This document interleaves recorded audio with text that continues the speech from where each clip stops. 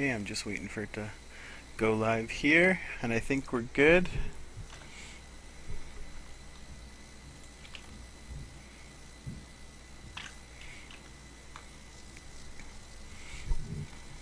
Yeah, All it's right. live. So, a really interesting thing happened to me tonight.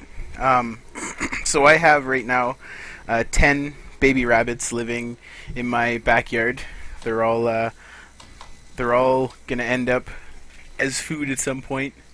See, Um, I want to interject one thing. When uh-huh. you said you had 10 baby rabbits playing in your backyard, I just pictured the scene from Disney up until you said what you just said. Yeah. It's could have been way wrong trip. Feeling like prancing through a field, and then all of a sudden the trip went bad.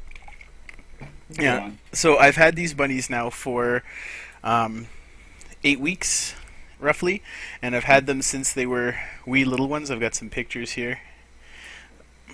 So the Yeah, I had audio playing on the stream, so I'm like caught in a loop. I gotta wait for it to stop. okay, that's cool. I can't hear anything coming through, but yeah. So they get adorably cute, and then they get a little bit cuter, and then they get even cuter. Just when you think they've hit maximum cute, they get a little bit cuter. And so I have 10 of them currently. One of them's inside because it had a little injury on its ear because of a neighborhood cat that's been attempting to predate upon my poor little bunnies. And so there was 9 out in their little hutch. And at some point I was working on it because I built a new feeder for them. And I believe I must have left a part of the top open. And so I didn't notice for several hours. And Liz got home, and then we were going out for a little ride in the car. And so I'm like all excited about the feeder I made. I'm like, oh, come look at this feeder. As soon as we get outside, we notice that half of the rabbit cage is open. And Oh, I'm like, oh, whoa, that's not good. And so lately, when I have had it open, the bunnies have been practicing jumping up on the edge of the wire mesh and trying to escape. So I look in. prison There, break rabbit style. seriously. So I look in. There are 4 rabbits in my hutch out of 9 that were in there before. So I'm missing 5, and I take a cursory look around the yard. Don't see a thing. So at this point, I'm down 5 rabbits that I've risen. I've handled every single one. I kiss their little rabbit faces every single day. I've fed them, watered them, made sure that they're living on fresh ground. Giving them better care than I probably even give myself.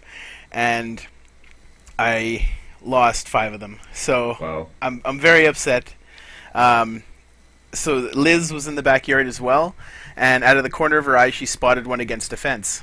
And so we kind of scared it closer towards the house, and I was able to grab it, and I put it back in. So now there's still 4 missing. And then um, another one she grabbed that she found. I was out in the back alley and I spotted one by my garbage bin, and I crouched down and I made my little like rabbit calling sound. I do it every single day when I feed them. And the rabbit ran right up to me, and I was able to scoop him up and put him in. So now we're only missing 2, and we searched. We went all around the neighborhood. We drove the car around the neighborhood. We didn't find a single rabbit. And so now, okay, I'm ready to give up. Once again, out of the corner of her eye, Liz says, "There's one by the tire of that car." And we see our next door neighbor's carport in their back alley. There's another rabbit sitting by the tire, and we couldn't figure out like why we didn't see this rabbit before and where it came from. But either way, I scared it out from under the car. As soon as it ran out from under the car, we were able to scoop it up. So now we're missing just one more.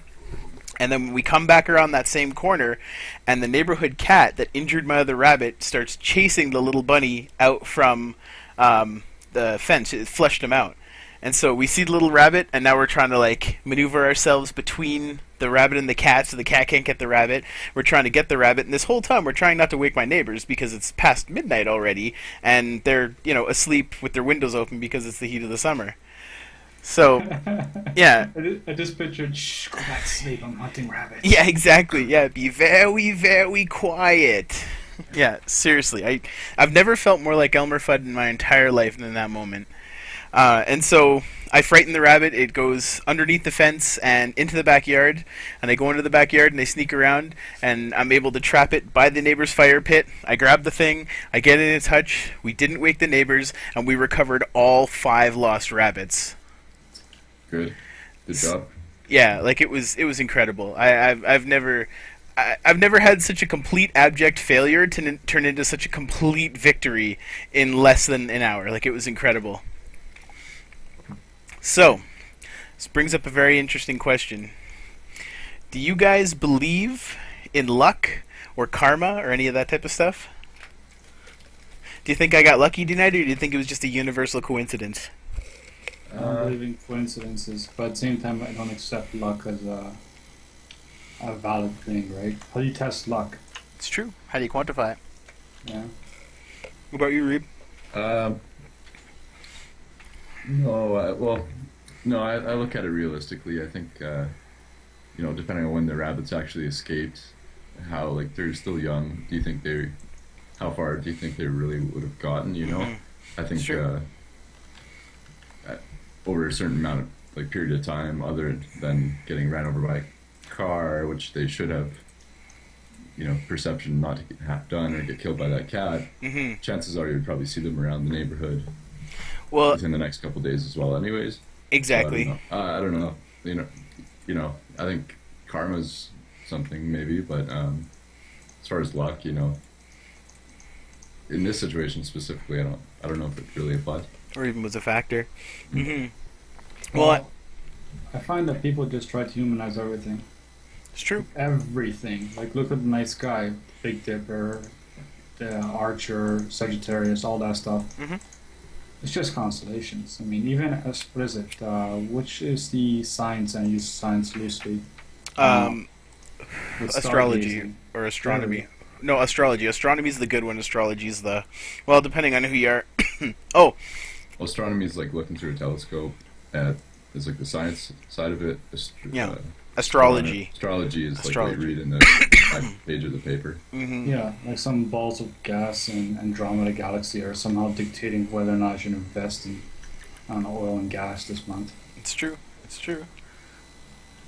I don't know. I think that people just look at things and try to find patterns and try to like make sense of it. Otherwise, it just becomes chaos. So, But what sign are you, Luca? we talk about like Sagittarius. Are you Pisces? Sagittarius? Yeah, like Yeah, what, Are you gonna do a quick search right now if I tell you I'm Sagittarius? Yeah, yeah, absolutely. What's your birthday? December 7th. Oh crap! I'm just feeding information for potential hackers. Yeah, no Okay. kidding. We're gonna get... Yeah, My you're mother's maiden Sagittarius. name. yeah, my bank account number. So no, we're just gonna look at Sagittarius traits, or like known traits, or what are supposed known traits as a Sagittarius, and let's see if it suits you. Are you serious? Sure. And then if Sure. I don't know if I believe in this either, but let's just do a quick test here. Like, Well, but that's the problem, though, is that half of this stuff is, like, cold So- reading. well, like- yeah, it's so it gets the cover most- everybody. Exactly. Yeah. It's the most, like... okay, for example, I've got a small, like, short list of them up here on my page. It's... Every single bit of it is circumstantial. Like, if you can... And it's all about the way you consider yourself, so it's completely subjective. Like, Aries. Adventurous, energetic, pioneering, courageous, enthusiastic, confident, dynamic, and quick-witted. And then for the negative side, selfish and quick-tempered, impulsive and impatient, foolhardy and daredevil. So if we Is that look at you? this... No, I'm Scorpio. Let's Okay, do Scorpio. I'm Scorpio as well. Alright, But- so determined and forceful, emotional and intuitive, powerful and passionate, exciting and magnetic. And then jealous and resentful, compulsive and obsessive, secretive and obstinate. Ooh. Well, okay, so Wait, is it obstinate or abstinent? obstinate, definitely not abstinent. That Yeah. that would be completely, yeah. Well, I don't consider myself particularly jealous either. Well, and I definitely am resentful. That's one thing that that definitely gets me. Well, the Yeah. Scorpios, they always say, like, I'm Scorpio, and they always say, like, they're dark and brooding and stuff like that, and that's Mhm. where I kind of, but I don't know. There's different, yeah, you could say, So does that make Batman a Scorpio? could be, I don't know. Let's look at Batman's birthday. A fictitious character's birthday. Yeah. Interesting. And you're a Sagittarius, right, Luca? Yeah, Sagittarius. Yeah. So you're optimistic and freedom-loving, jovial Wow. and good-humored, honest and straightforward, intellectual and philosophical. Okay, so apparently you're like cookie-cutter Sagittarius. Well, but then again, I don't know if you're particularly optimistic. You're more of a realist Yeah. and a cynic. So I've got a story as well here. Alright. come home today, and my wife was very upset because she watched the movie First Grader. Hmm. You guys heard about it? Which First one? grader. First Yeah. grader. No.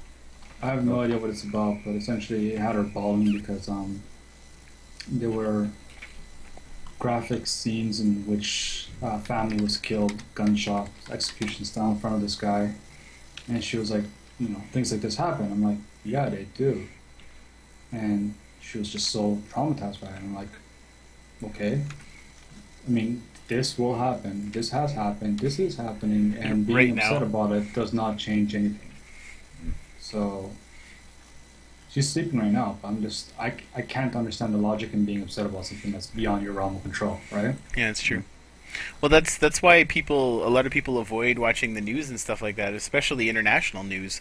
I mean, can you imagine if you let every hurt of the world into your heart at all times? Like, you'd be miserable, you'd be a wreck. Yeah. Because every single family that's affected in a negative way has a beauty about them. Every single person has something that is innately relatable because we're all the exact same species. So ultimately, at a certain Don't let level, those white supremacists hear you say that. yeah, no Bruce. fucking kidding. It was blasphemy. I didn't evolve from a monkey. The Aryan race just materialized. Yeah. Yeah, well, I mean, I don't know. I definitely am more akin to believing the whole monkeys eating mushrooms story to anything else. Go on. So, I don't remember the name of the doctor. He's been on the Joe Rogan Experience a couple of times, but he is. Frig, I wish I could remember. I can probably Google it. Is the Actually- guy that talked about Egypt and stuff? No, not. Just look up it would be monkeys taking mushrooms, Joe Rogan, or something like that, because it'll come up there somewhere. But anyway, so the idea is that Terrence psilocybin McKenna? might be him. That Stoned Ape might be him. theory, Yeah, looking that's it up. him. Terrence McKenna, absolutely. Thank you, sir. Terrence McKenna. Here's the gentleman himself. His Wikipedia page, anyway. I'm pretty sure he. No, there's no way he was on the Joe Rogan Experience because he died. Must have been someone who knew him, someone Well, else I'll read related. this then. Huh? Perhaps the most intriguing of Terence McKenna's fascinating theories and observation is his explanation for the origin of the human mind and human culture. To summarize, McKenna theorized that the North African jungles receded towards the end of the most recent ice age, giving way to grasslands. Mhm. A branch of our tree-dwelling primate ancestors left the branches and took up a life out in the open, following around the herds of ungulates, nibbling what they could find along the way. Among the new items in their diet was psilocybin, containing mushrooms growing in the dung of the ungulate herds. The changes caused by the introduction of this drug to the primate diet were many. He theorized, for instance, that the blurring of boundaries between senses caused by the psilocybin led to the development of spoken language, the ability to form pictures in another person's mind, and the use of vocal sounds, Hmm.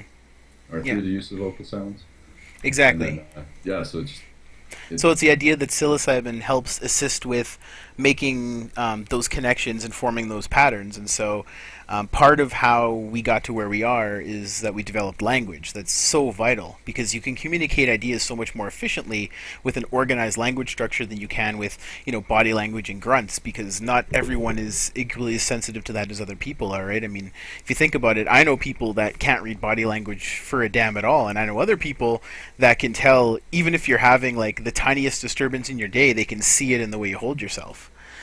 So because I think there's such a big like a curve of people that can observe body language. This just doesn't seem like as efficient a communication method as you'd get with well, exactly like we're doing, right? We can communicate any complex idea in only a couple of minutes because we have language. And so the theory is that the psilocybin made that easier in some way, or had an effect anyway that could have helped form language, which in and of itself is pretty amazing.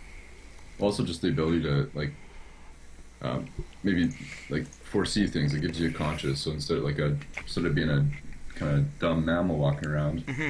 you eat some mushrooms, and then eventually you're imagining things and it sparks creativity. You're starting to draw things on the wall, like, I don't know. It sparks creativity, and it just sparked changes. I think in their Yeah. I just pictured it as a PR campaign for mushrooms. Yeah, no kidding, Oh, yeah. eh? Yeah, we're totally True. just like shills. It could spark bad trips and shit too, though. Like you could It like can. Oh yeah. do stupid shit on it too. It's- Origin of the Devil and Bad Mushroom Trip. Well, seriously though, like it's all about what you take in there with you. Like very much, it's exactly like the cave from Star Wars from the second movie, when he's training with Yoda. Like it if you with any type of drug, it doesn't matter, psychedelic, any type of hallucinogen, if you go into it prepared to have an experience with an open mind, and especially if you set yourself up right, if you're in a safe place, if you're with people that you enjoy being with, Good and if lighting. yeah, and if or not even, I mean, even sometimes darkness is a little bit better, Yeah. because a lot of that stuff, it makes your pupils dilate like crazy, and so lights get way brighter. I Like think, like good, like I mean, like comfortable lighting, not Yeah. necessarily bright. When I say good, not necessarily bright, but comfortable lighting. absolutely, for sure. Like allegedly, I tried mescaline once, more than once actually. But I was walking around Princess Island Park, and it. So the biggest thing that you get with that stuff is like fractals in your vision. And so all the grass and everything like that, that's all, of course, growing completely randomly according to environmental factors. You see patterns in it, like geometry, all over the place. And because your pupils dilate, it is like ridiculously bright. Like you cannot, like outside in the summer, it'd be too bright to handle. Like it's too much input almost. Mm. But as far as psilocybin goes, I definitely think that could have an effect. I mean, I know it has an effect on our brains 'cause it's one of those few chemicals that can pass the blood-brain barrier. It's interesting work, though. The idea that, it's possible that something that is now illegal and you're not supposed to grow it, it potentially could have had a large effect on us. Legality is one of those weird things. I mean, heck, what was opiates, right? Mhm. Used to be common for someone to prescribe opiates for toothaches. It's true. Hell, even if you had like a child, it would be like what, a spoon of whiskey for Yeah, toothaches. absolutely. And there's all kinds of things like that. Like people used to take heroin, like actual heroin powder, marijuana before it was made illegal. Yeah, well, exactly. Like all these different drugs that are now illegal were legal at one point, and people took them as home remedies. A lot of them weren't even controlled substances up until it was. I think it was once they entered pop culture, and it was kind of like. I think it's the like observation of recreational use, because now we're kind of in that exact same place. It's just with drugs that you get from the doctor, right? So because you're taking pharmaceuticals instead, it's acceptable. So like you think about more than a quarter of the population in America, for example, is on antidepressants. So they're literally taking happy pills. Like they play with your serotonin and dopamine response. In some cases, they allow your body to take up more dopamine or to absorb more into the brain. There's a whole bunch of different classes of them, but at any one time, like these people, you can't consider yourself sober if you're taking a pharmaceutical, and yet the idea that you're getting like like high or something like that is such a negative connotation on it. Yeah. I've never done antidepressants. I probably could have at periods of my life, but yeah, that's a good point. But people still drive on them. They go to work. They interact. Yeah, but Exactly. it's Fun hopefully a fact: positive thing. depressants are a-okay though. Yeah. No well, one's stopping alcohol except for Mac, but they're just. I think all in all, though, I mean, society itself, if you leave it to its own vices, it'll just destroy itself. So See, I don't know if I agree that it would like destroy itself ultimately, but don't get me wrong. If history teaches us anything, eventually every society so far has come to an end. Like there's no ancient societies that have survived complete and as a whole from the ancient world to today. Not a single one. I not mean, a single one, huh? even well, can you, which ones have survived? I'll get back to you on that.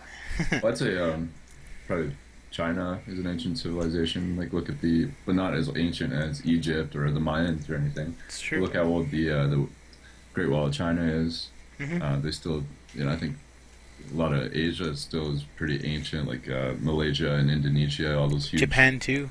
Japan, all those like old school temples and stuff that are pretty damn ancient and relatively similar culture. It's true. Plus, Today. certain cultures evolve and become different cultures altogether. Right? That's true. Yeah. The argument itself is kind of moot because even if you retain like your cultural heritage, just by nature of being in the modern world, your culture is going to be different. Like think about even Japan from forever ago when they were super duper. Like they closed their borders, they wouldn't let Shinto? anyone in.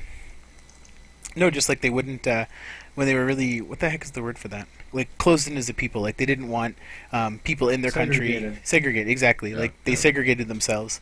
So, but you can't do that anymore, not with the internet. So that part of their culture is gone. But yeah, I think maybe there's a lot of influences from the ancient world for sure.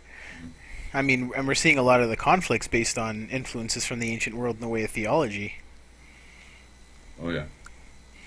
I mean, I Talk about like different religious beliefs. Or yeah. Because that's got to be probably one of the biggest impacting things out of the ancient world. It's still, oh yeah, it's still one of probably impacts the most people in the world currently is religious beliefs and True. arguments and stuff like Conflicts. that. Yeah. Conflicts, yeah. That's kind of crazy to think about.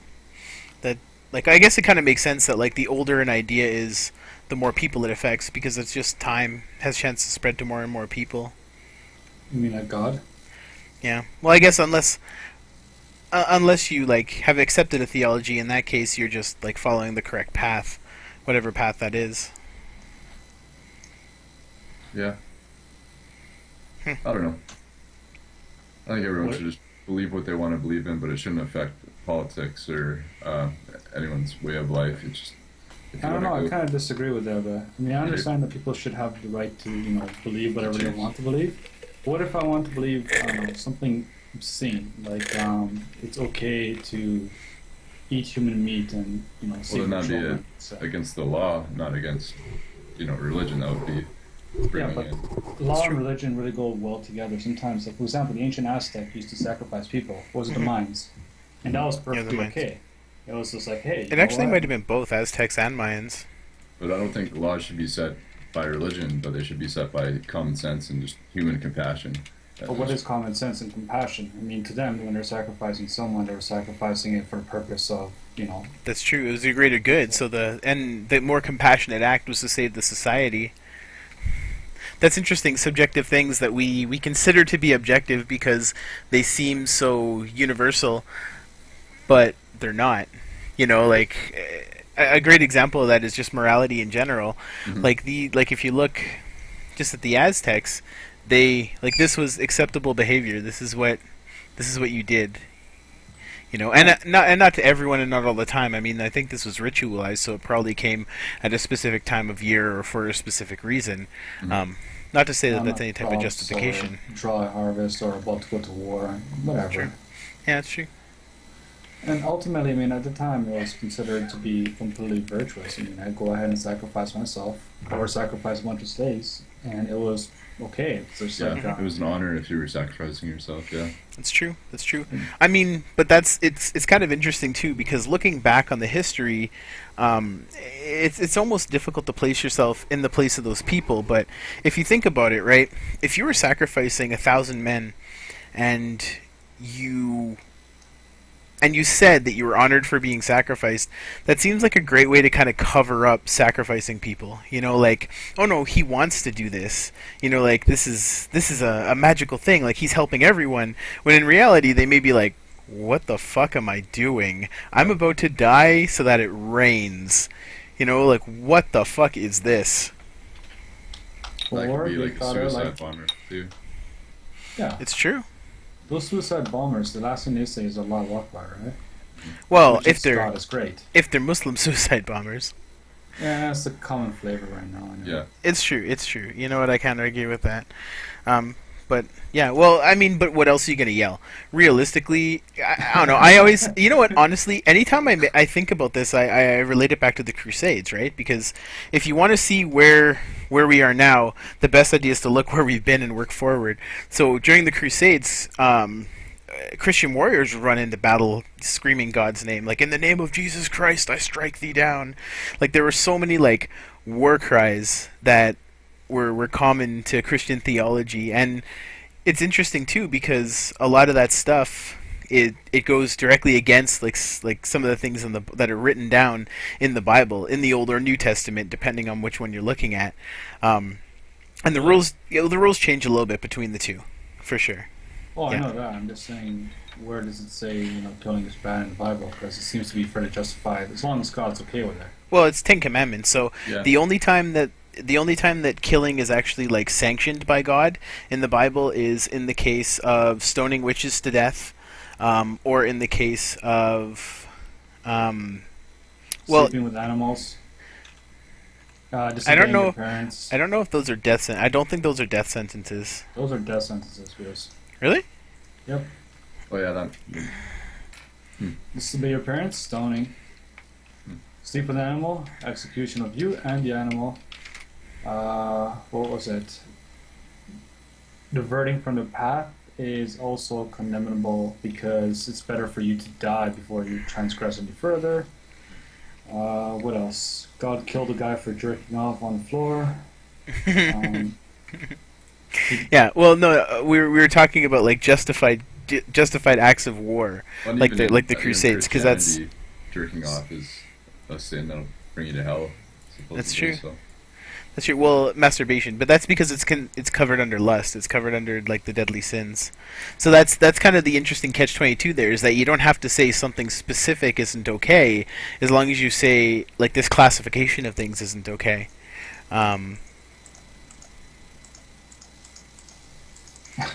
But I don't know, because a lot of stuff changed too from the Old Testament to the New Testament, and it's interesting too that some of the things from the Old Testament carried forward and some didn't. Like the idea of not wearing different types of cloth in the same garment did not carry over. It's a common practice, and yet some of the other things did carry over. Some of the other rules and laws. So, for a great example is that under Christian doctrine, animal and ritual sacrifices to God don't really need to be made, unless there are some branches that practice Lent. There's some that practice fasting for different reasons. But in general, there's no like animal sacrifice in modern Christianity or even ancient Christianity. But it was a regular practice in ancient Judaism, which that Christianity, of course, came directly from Judaism, with a couple add-ons from a couple gods of war from. Make it sound like Kratos. Yeah, no. Well, that's Yahweh Sabaoth. My thoughts on it is, honestly, believe what you want. I think everyone should leave you alone, and obviously there's going to be some line there that you don't cross as far as what's legal, what's not, what's So who part of dictates the religion. line, though? That's What the isn't? point. That's hard to say, but that's I don't know. Like put a post on Reddit and get everybody to put a rule and see what the top upvotes are or whatever. Get where there's worldwide, because we got to start thinking about what really is what we got to concentrate on is the Earth, the Sun, space. This is what kind of put us here. Like I don't know. I know you're a religious guy, Luca, but I don't know what your thoughts on evolution are, what your thoughts of science are. So I think you can have your beliefs, and I understand religion is there for morality and the way you want to live your life, but don't let it don't put it over humanity expanding. The best for humanity. I'd rather see someone live than die. If I don't believe what he's having to say, well, it's cool. Haters gonna hate. Let's fucking talk about what really brought us here is like chemical reactions, the sun, the spinning of our Earth. Over thousands of years, actual evolution, and to grow that instead of selfish. So I'll give you an example as to why I feel the way I feel. So everyone says freedom of speech. You should have a right to say whatever you want to say, right? No. Freedom of speech specifically means that the government is not allowed to stop you from expressing your opinion. It does not say anything about people having to listen to you. You don't have to listen to someone because they're talking. You don't have to listen, but you have the right to say whatever you want to say. Yes. Well, you just have the right for the government to not stop you. And by extension of that, other citizens shouldn't. But realistically, if someone's spouting hate and I start singing at the top of my lungs, they can't charge me with anything or prevent me from singing to overtop this other person that's saying garbage.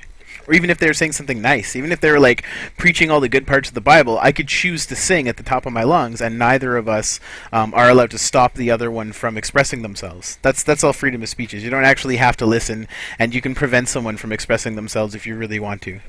So I'll give you a scenario where I think it would be detrimental. Right? Okay. Right now, for example, the whole freedom of speech and being able to say whatever you want to say, and all that nice stuff.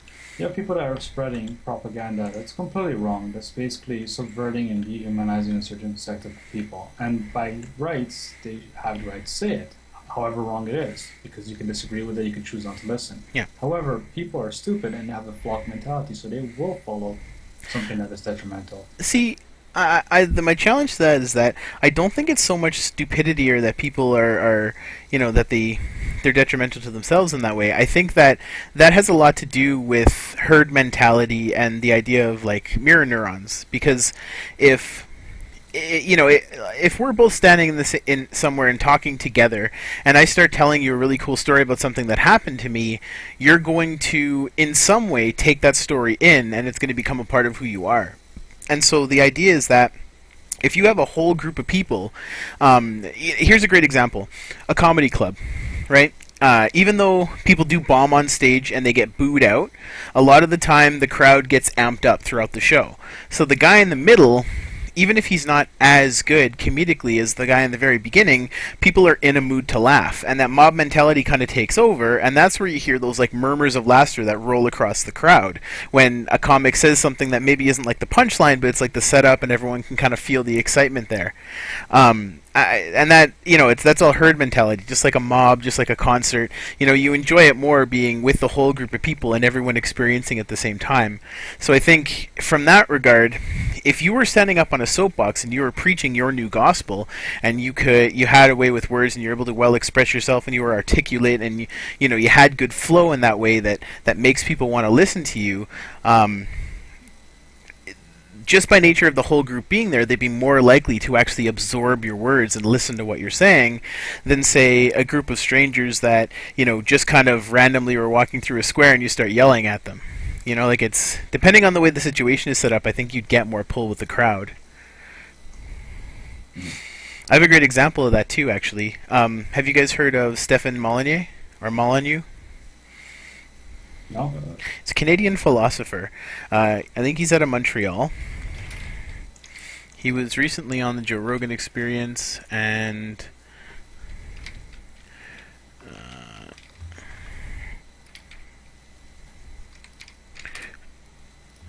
here he is, Stefan Molyneux. So this guy is a real interesting character. He runs a podcast. Oh shit! I closed the tab. He runs a podcast called Free Domain Radio, and it's philosophy. So it's the largest philosophy conversation in the world, is what it says. The really interesting thing about this guy is that he's an anarchist in a more modern sense. So he doesn't believe there should be government, but he does believe that certain services should exist, but they should be privatized and they should be balanced out by a market. So the idea is that if you really need cops, you're going to pay cops better, and so you have a private police force. And he's also, I don't know, I'd consider him to be a bit of a utopianist, because he really thinks that if you were to decentralize everything, that the world would just like come together. That everything just be like, oh. I sort of disagree with that. Yeah, well, and that's the thing too. The other thing that's interesting about him is he believes that the laws and the enforcing of the laws, it's an act of aggression. Basically, forcing a morality on someone is an act of aggression, which that follows logically. That makes perfect sense. If I'm telling you that you're wrong by doing this, and I'm going to take action to prevent you from doing that, that's an aggressive act. So he believes that anyone who aligns themselves with the state, with their government, is in fact then directly supporting people that would like him thrown in jail. And that's kind of the way he boils it down. And so what he suggests is to bring this up to people constantly when you're talking to them. So like saying, hey man, have you thought about this? Have you thought about the fact that you're supporting a government that would put me into jail, and that, that's an act of aggression. I don't want to have that in my life. So essentially the thing that he preaches is that these relationships with people who follow the state become inherently toxic. He has huge problems with parents too. I don't know exactly what happened in his upbringing, but he's super like critical of parents, and that parents are like all they do pretty much is fuck up kids. Which going on to our previous topic, sorry to cut you off, Bruce. I'm just reading his wiki here as well, and he's got universally preferable behavior. So kind of how we were talking about, believe what you want as far as religion, but as far as behavior and ethics and morals, there should be kind of a rough code. A rough code. And yeah, he's got a little bit of a breakdown here. Like obviously things that are generally accepted as moral, such as rape, murder, and theft. Anything that is flawed or self-contradictory, using logic, empiricism, empathy to base these rules. So I think, that's kind of what I meant, I guess, earlier, is he looks like he's got kind of a little bit of a topic on that. Yeah, well, for sure. I mean, it kind of follows that same idea that, if you want to do your own thing, that's fine, as long as you leave everyone else alone. Obviously, there's things doing that are religion, but I think in this case, there's obvious crimes as well. So yeah, if it's part of your religion and it's a crime, then that's, I don't know. Well, and this is one of the. Let me ask you a question then. What about self-mutilation? That's a good one. Yeah. It's if someone wants to do something to their body, like I don't. But the other argument that you could make with self-mutilation is that there's some type of emotional imbalance or sickness going on in the person. And so that kind of brings up that other thing that at which point do you consider someone to be mentally unfit to care for themselves? And at that point, isn't the moral imperative on whoever's in charge of those types of situations to take action? So wouldn't it be the imperative of like the person's family or the person's, maybe even their friends if they don't have any family, to take action in some way and to see that they don't hurt themselves? Because ultimately, even if you want to hurt yourself, and this connects directly to suicide as well, should you be allowed to hurt yourself? And then if so, how can you prove that you're in the right type of mind state to be allowed to do that? And then even just saying that, allowed to, like how do you set those laws, right? Like how do you define where someone is at mentally exactly? I mean, modern psychiatry makes it sound like an exact science, but there's a reason that they can't just like talk to you for a couple hours, a couple days, a couple weeks and tell you exactly what drug you need because they know a problem you have. They have to try a whole range of them because psychological symptoms don't always align with the physical malady. What do you think, Luca? I think that I'm playing a little bit of a devil's advocate here, just throwing out really good constructive arguments against almost everything you guys are saying. I like it. For example, up to, I think, 6 years ago, homosexuality was considered, and still is, by some people, to be a mental illness, right? Yeah. And I personally don't think it's a mental illness. I think it's just more of an evolutionary genetic trait, right? Yeah. But again, it comes back down to who sets these standards and what are these standards based on, right? A lot of the standards that we have are based on just Judeo-Christian values. It's true. And we need to basically wean off that. Yeah, well, I think a lot of problems in this world would be solved if people didn't care what other people believed. Believe what you want to believe, and that's cool. But I don't care if someone's, but there's that rule, there's that line, and I don't know where that line is. I can't argue that, but I think that if Palestine and Israel just said, hey, let's just figure out an actual resolution and then get on with our lives. If ISIS in Iraq and Syria, I'm not saying let them do what they want to do, but it's, I don't know, let people. Yeah, actually, that's a weird one too, because they're doing that for religion, but it's obvious crime. The So moment you take religion out and you create more of a secular environment that's based on reason, I think yeah, things improve. Doesn't logic. necessarily mean that they will improve because people can disagree on execution of one thing. Hmm. However, you're eliminating one variable. Another one would be segregation based on ethnic, race, or nationality, and all this other crap. Hmm. Which again, I don't agree with because, quite frankly, you can't control that, right? Well, and that's where I think this universally preferable behavior comes in is use logic and empathy and compassion. Skin color is not part of like, and for some people that is their logic and that's what needs to change. But uh, as far as when it comes into that kind of thing, you wanna, you know, empathy and logic and compassion are big kind of keywords there. Hmm. You need to be able to turn those switches on and off as needed. For example, I'll give you a scenario where being empathetic would just be stupid. You are swimming and you see a drowning man. You swim to that man and you try to save him. You know what the result is going to be? You both drown. That's where logic comes to play into play as well. Like, I don't know. Empathy and logic don't always go hand in hand. Not at all. Well, I mean, think about people that run back into burning buildings to save loved ones and end up burning to death, or most of the time it's smoke inhalation. But still, like that, when what you feel, when your emotions overwhelm your ability to reason. But I mean, there's dangers on the other side too. There's dangers to being too pragmatic, because it would be. There's a lot of cases where just making that split-second decision pragmatically or writing something off can actually hurt you in the long run. Because the problem with pragmatism is that once you've done it, it's very difficult to go back. Even if you admit that you made a mistake and attempt to go back, emotions again will come back into play. Mm-hmm. Yeah. I don't know. I think everyone needs to get on the same page. Everyone should just down some mushrooms one day, and then they'll just talk about propaganda, tell everyone to watch, Guardians of the Galaxy, but just have some fucking background message there, and then just tell everybody to take mushrooms, go watch this movie, this date. It's free, everybody. And then you come out and you're like loving each other and talking about flying to space and colonizing Mars and I think that would be a pretty good endeavor. Like, yeah, I know. colonize other planets.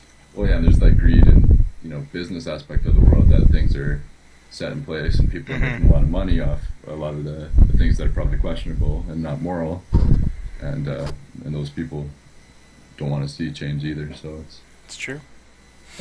Well, and I mean, there's an entire political spectrum that's aligned to that. I mean, conservatism ultimately is that very thing. You want to conserve things the way they are. You want to keep things the way they are now. You don't want to give a lot away or change a lot, because the old ways are the best ways. And not to say that modern conservatism relates at all to striving for some type of ideal from the past. It's kind of become more obstinate.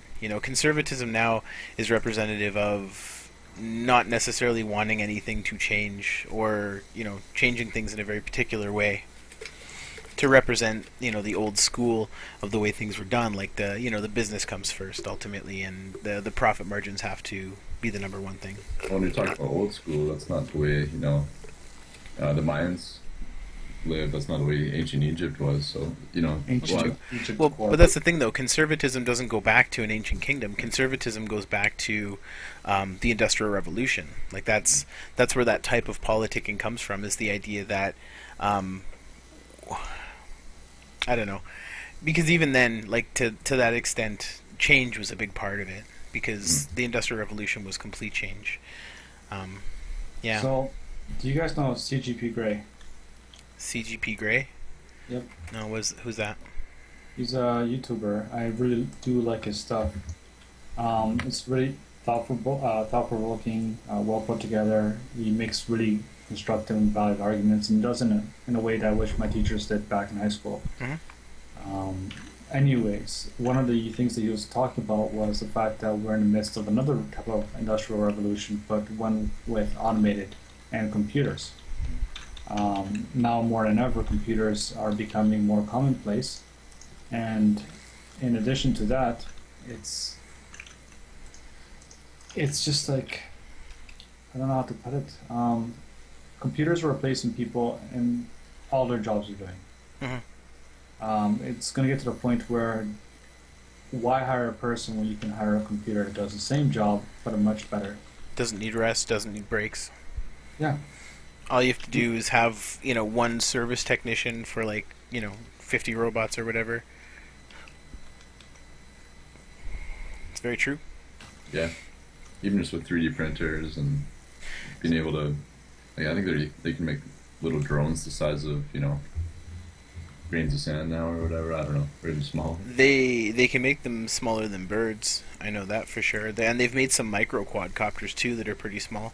But I mean, the problem is antennas, processors, and optics. That's the big problem right now.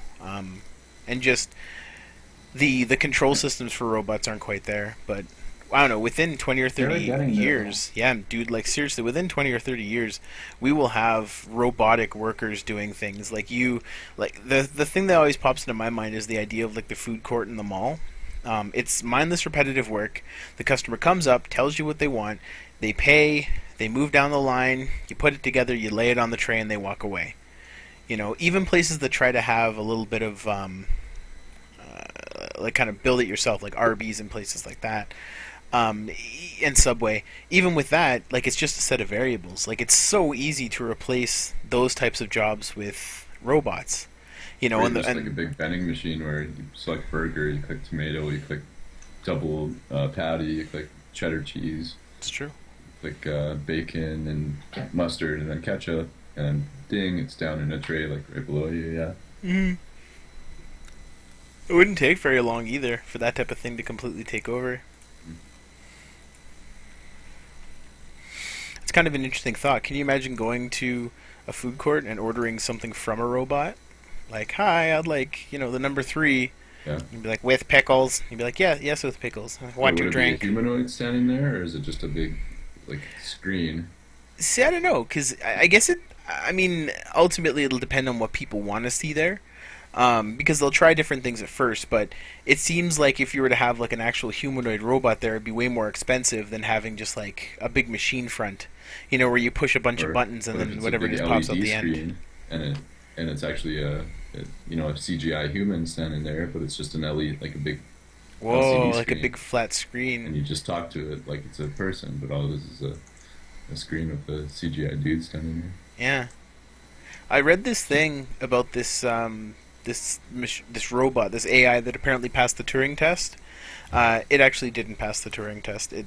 It passed. It got as close as any machine has ever gotten before, but it didn't actually like defeat the test itself. Do you guys know what the Turing test is? No. No, refresh my memory. It's the idea that an AI system can become so intelligent that you can't tell the difference between it and a live person. So there's this. Let me just see if I can find this here.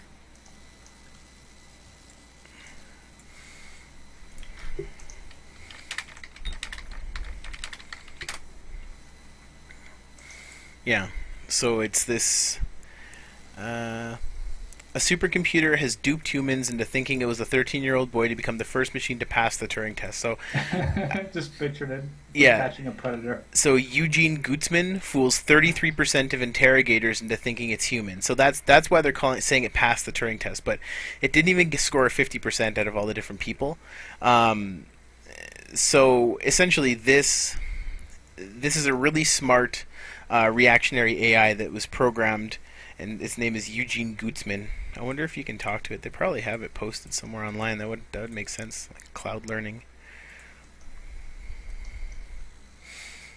So I'm going It's to a- pick it's a a question while Turing Bruce test. looks up this information. You can do a Turing Would test you right now. guys have a romantic relationship with an android? Well, it depends. Like, would the android be capable of meeting emotional needs and physical needs? Say that it's virtually identical. The only discernible difference is through an expensive bone marrow test. Yeah. Yeah, for sure. They act like a human, look like a human, feel Why like not? a human, and I had a counter argument. They have no soul, and I was like, "What? How do you know you have a soul? What is this soul?" Well, and that's the thing too. Like, I mean, religious semantics being what they are, it's a difficult debate to have because if if you're talking about the soul as if like the spark that a human has that an animal doesn't have, it could be just a higher level of consciousness we're actually talking about. You know, just an ability to not only see yourself but interact the world with the world, sorry, in a very particular way. Um, so if the machine had that, wouldn't it follow that it would also have a soul? I don't know. It kind of it's a difficult thing to say. And I mean, if that's what would stop you from that type of engagement is the idea that the machine doesn't have a soul. If that would like eat away at you, then that just means that an android wouldn't be right for you. You know, because it would just fit a different social demographic. Like people that have trouble with other humans may do better with an android that would be willing to adapt itself to him or her more readily. Yeah, I think there's a certain niche for someone to have a relationship, maybe with an android, or just to bang it, right? Like a sex android, like who knows what that's gonna be like? That could just be Like a sex you know, toy. yeah, a Except sex it's toy like a life size like android thing. which, yeah, or Yeah. like a glory hole or something like that, like, Dude, those already whatever. exist. There are already Exactly. not robots in the way that we're thinking of robots, like a conscious oh hello sir, but fucking but they do have like machines that basically you just kind of put on yourself and they do the job. I don't know. I I've never needed to get too technical when it comes to masturbation. I mean, really, like you're built with the hardware you need. I don't know. I never there's never really a technical necessity. But who knows, man? If they get some like crazy sex bot of the future, why not have one kicking around in your closet? Those rainy nights. Eugene Gossman. Can you? Wonder if this guy exists online or not. Yeah, What's the name of that?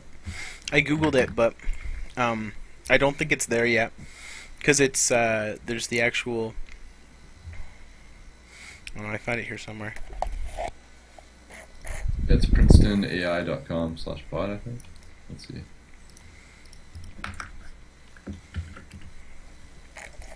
Oh no. Yeah, I'll be back. Okay, I guess he's not there. I'm pretty sure it's down right now. Yeah, but there's other ones that are probably similar, but yeah. That's cool. There's a transcript of all the tests here too. It kind of reminds me of like Cleverbot. You guys ever play with Cleverbot? Yeah.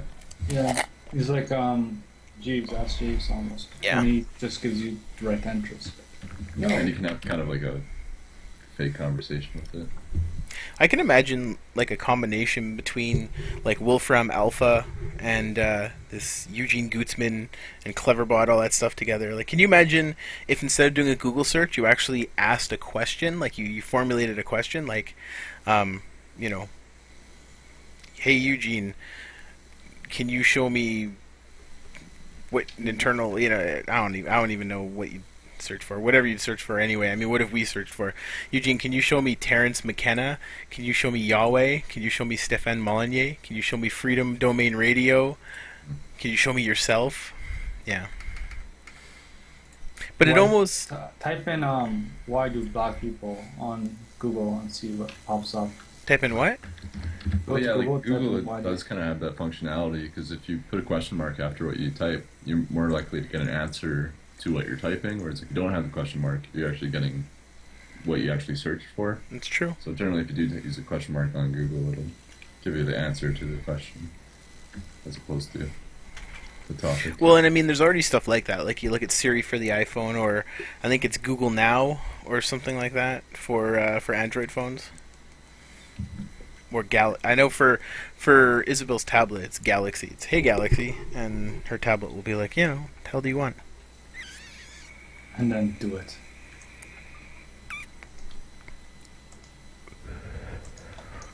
Kind of Google interesting. Glass, guys. Google Glass. I don't know. I Smartwatches. I don't think it's going to catch on within this iteration. Like we won't. The end game product that everyone uses isn't going to be Google Glass. It's going to be something else.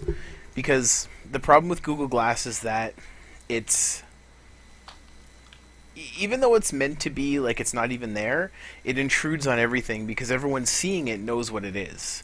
You know, it hasn't become ubiquitous yet, and so because of that, it stands out very strongly. Like if you saw someone walking down the street, or you were talking to someone wearing Google Glass, I think it would be difficult to keep the conversation going for me because it's kind of like are they watching me? Is there something going on in the screen in their eyes right now? Like are they recording this conversation? You know, because a lot of those things are just recording all the time. Just looking Yeah, at but those were the same sentiment with cell phones originally when they came out. Yeah, that's true too. And you did say the same thing about tablets. Yeah. Well, but I don't know though because the idea, like even with phones and stuff, like the idea that they're recording you constantly. I mean, I guess they are. They're always reporting information back and on one level or another, even if it's just, information about where you physically are. Yeah, I don't know. It reminds me of the iPhone episode from Futurama. The eye. Shut Yeah. up and take my money. Yeah, exactly. It's kind of a weird idea too. The idea that someone would be walking around with a camera on them all day long. But it works. I mean, look at dash cams, right? We're already starting to see some of the first iterations of that. People have dash cams that are going all the time, 24/7.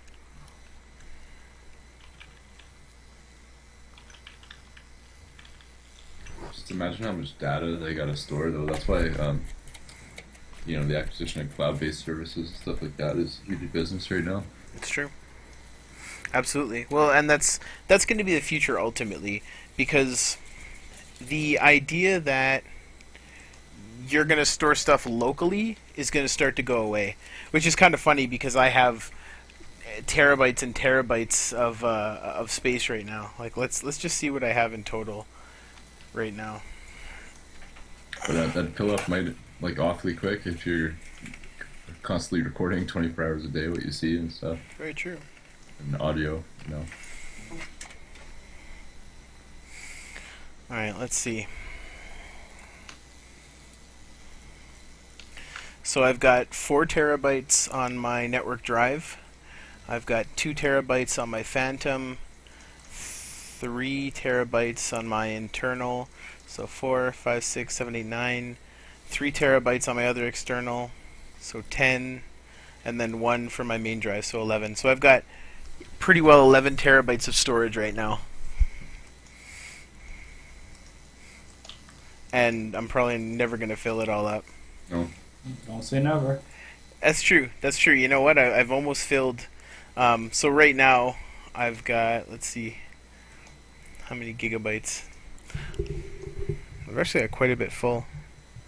I'm even using. Have you guys ever used like a USB key to speed up your RAM? No. What the heck is it called on Windows?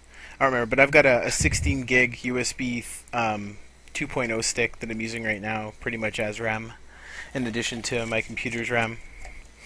I'm going to start upgrading parts pretty soon, I think. This beast is starting to get old. I actually bought a game that I can't run because my video... I bought Call of Duty Ghosts, Oh yeah. but it's DirectX 11, and my video card is DirectX 10. That's the latest version it can handle.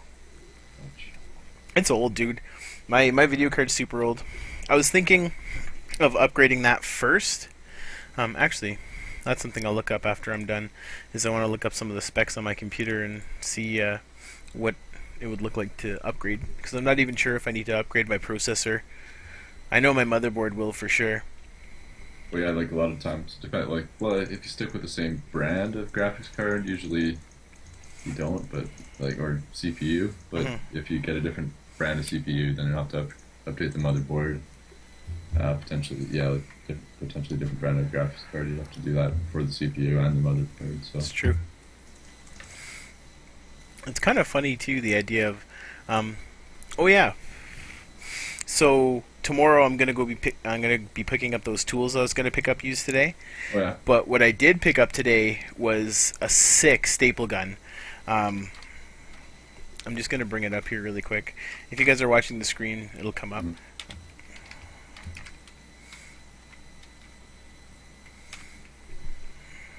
Yeah, this thing. So it's a narrow crown stapler. So it's basically like a staple gun, and it fires pretty thin staples. Like I think they're quarter inch or eighth of an inch or something. They're 18 gauge narrow crown staples, so they're pretty damn thin. But it can fire up to a 1.5 inch staple, and the way it works is the battery plugs into the thing, and then when you pull the trigger, it charges in the airstrike, and then uses that to fire the single shot out. And it can also do like multiple shots too. I haven't played with that. I just want to use a single shot and make it last as long as possible. But per battery charge, it will fire 1,000 times. That's how you're sticking the chicken wire on your boxes? That's how I'm gonna be doing it from now on, yeah. Because I was using this like little tiny hand stapler, and it just sucked. Like it is no good. The problem was that the staples weren't big enough, and the thing wasn't strong enough to fire through the 14 gauge wire I use for the bottom of the wire part of my bunny hutches. This is funny. This thing's like, oh, this is why HomeDepot.com. It's $139. But What was it in Canada? $170. Oh, shit. But totally worth it. Like honestly, one of the best tool purchases I've ever made. Like I put together the entire little rabbit feeder. So because of the baby bunnies, I needed a different way to feed them, because I was putting their feed in a bowl, and they were like digging in the bowl and throwing food everywhere and tipping the bowl over when they were playing with it and stuff like that. So I had a trough, but then they'd hop in the trough and poop everywhere. So there was bunny shit mixed in with the food, which that's just not good. Like I wouldn't, it's weird that they shit where they eat. I think it's because they're so young. But I built this feeder that basically it's the inside piece is angled so that you can store feed in it, but also so that it would be like an angled over above their heads, so they don't want to sit in there. So none of them sit in there anymore. But I put the entire thing together with the staples that came with the actual staple gun when I bought it.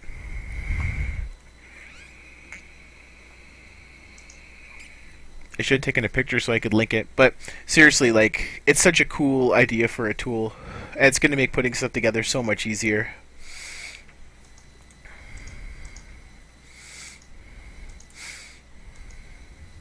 And they got some pretty cool stuff. I like the Ryobi 18 volt 1 Plus set. It's pretty rad. Do you own a drill, Luca? Nope. Would you like one? Of course. My wife would actually adore one. Really? Because so right now, because I'll buy tools new, but I prefer to shop used if I can first, because especially with a lot of tools, like, they don't get that much wear, and then people just sell them to get rid of them. And I always check them to make sure they're in working order before I buy them. But currently, as of right now, I have 2 drills. As of tomorrow, I'm going to have 4 drills.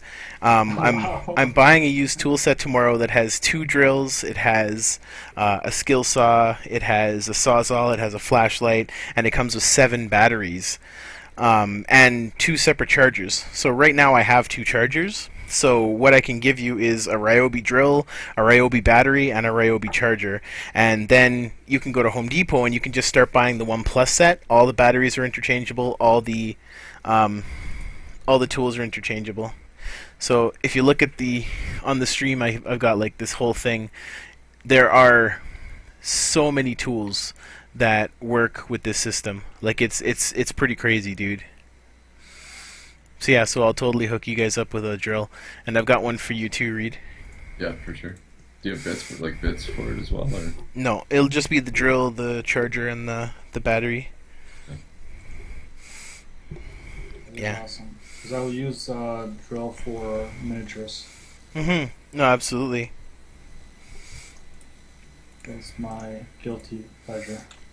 Oh yeah, your miniatures. Is it still Warhammer? Still Warhammer. It's so funny. I mean, you said it best. It's cheaper if you just buy crack and sprinkle it on. It's true. That's true. That's true. That's so funny. Warhammer models. I never got into that stuff, but you know what gets me about it is that it's 100% the brand that you're buying. Like, you're not paying for any higher quality than any other model that's ever been made. It's still die-cast metal or die plastic, and that's it. Yeah, but other for example, it's not just Warhammer. Warhammer was like the pioneer for it, right? But there's also War Machine, there's Infinity, there's all these different types of model company, and they're relatively the same price in regards to the models themselves. So, Do you have backgrounds and stuff, Luca? Like the backdrops? Or just the when models? you what do you mean Like backdrop? scenes, like, I don't know, like if, say a forest that you put all your orcs in or whatever. I don't know, a little forest, or do you just have them sitting out? Sort of. Like I got one here that I kind of bought and slash built myself here. I usually just basically collect the models and then paint them, and then try to build an actual army with it. Mm. And I find that it's really interesting. It's like, I don't know, Bruce, you love Dune, right? Yeah. Okay, well, picture if you can play a miniature version of Dune with the backstory and everything. Yeah. It's pretty fun. It's just, honestly, I think that the prices is just too damn high. And the time to paint them and stuff can be kind of. But see, that's what Yeah, makes it a that's hobby. fine. That's cool, Yeah. though. Yeah, if you enjoy it, and then. So I 'Cause- spent 3 days on my brother's night, Mhm. and I enjoyed it a lot. So for me, it was like time well spent. But for someone else, like for example, I watched this channel with this guy who looks a lot like Brendan, my supervisor. Mhm. But he absolutely hates painting, and my brother's the same way. He absolutely hates painting. So he gave me his model and said, "Can you paint them for me?" I had a blast. That was fun. 3 days just sitting here, watching a movie, playing some songs, and just painting. Yeah. Yeah. I can definitely see that. I mean, honestly, like for me, half the fun of owning rabbits has nothing to do with the primary purpose that I have the rabbits. Half the fun is going out and seeing them every day and caring for them and seeing how happy they are. Like tonight, because I handled them so much, two of them ran right up to me. Even though they'd escaped, they completely could get away. Two of them just ran right up to me and let me pick them up and put them back. Like they were already escaped in the middle of a back alley. It's dark. They should have been afraid of me, but they ran up to me and just like let me scoop them up. And it's because I've handled them every day. I always come to them and give them treats, and I give them fresh water and fresh food, and I give them a lot of love too. Like I love picking them up and snuggling them, and I love seeing them jump around their cage and be happy like that. All that stuff I really enjoy. And then there's like, then they're gonna go to the grinder. yeah. Well, I mean, it's Is that just gonna be tough for you, Bruce? Or? no. Not at all. That's actually kind of the interesting thing, and I think it's because I've been around that since I was a kid. Like I remember eating rabbit when I was a kid that my dad would have snared in Newfoundland and brought home, or my aunt sent to us, or whatever, what have you. Like I'm already used to that, and I remember going in the garage when I was younger and seeing a deer hanging.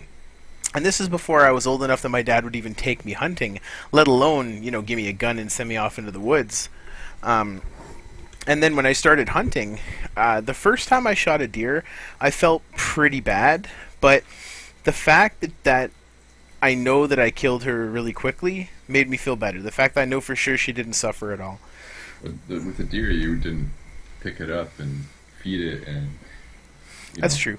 So It is different, but I used to. My ex-wife had a corn snake, and I actually raised mice for the corn snake. So you'd breed the mice, and then you'd. At first, the snake was eating the pinkies too, like the baby mice. So I did. What I used to actually do is we wanted to keep the snake eating dead as long as we could, dead mice for as long as we could. Let me just look up a picture here. Yeah, pinky mice. So they're just like fresh. If you're squeamish or don't like mice, you probably don't want to look at the stream right now because these are all pictures of baby-ass mice. But yeah, there's some pinkies. So what you would do is, in order to get them for the snake but not have them alive, because once the snake starts eating live, it'll never eat dead food again. So just for convenience, you want to keep it eating frozen or dead for as long as you possibly can. What I would do is take them, put them in a bag, like a baggie, suck all the air out and put them in the freezer for just 5 minutes or so until their body shut down, and then you take them out, you warm them back up, and you feed them to the snake. And I did that for 6-8 months, and then when the snake was eating ones that were so much bigger that it would take weeks and weeks to grow them out, it didn't make sense. Like I couldn't keep enough litters going to keep the snake fed all the time, so we started just buying live mice from Pisces. So I've done that whole thing, you know. But it is different with the rabbits because I'm actually like feeding them. Like with the mice, the mom was taking care of them. I just went in and snatched them all out of there. But one of the most exciting things for me is actually like the data. So I have all this information. I've been tracking growth curves over time, and I'm going to continue adding Oh, entries. that's Um, cool. yeah, it's interesting because part of me gets excited every single week when I add a new line of data. I get super stoked. Like it's so cool seeing where they started from and how long I've had them. And I actually have individual pages for every single rabbit. And so in this one, I measure them in pounds and ounces. So I just put the measurement into here. It converts it into pure ounces and it converts it into grams as well.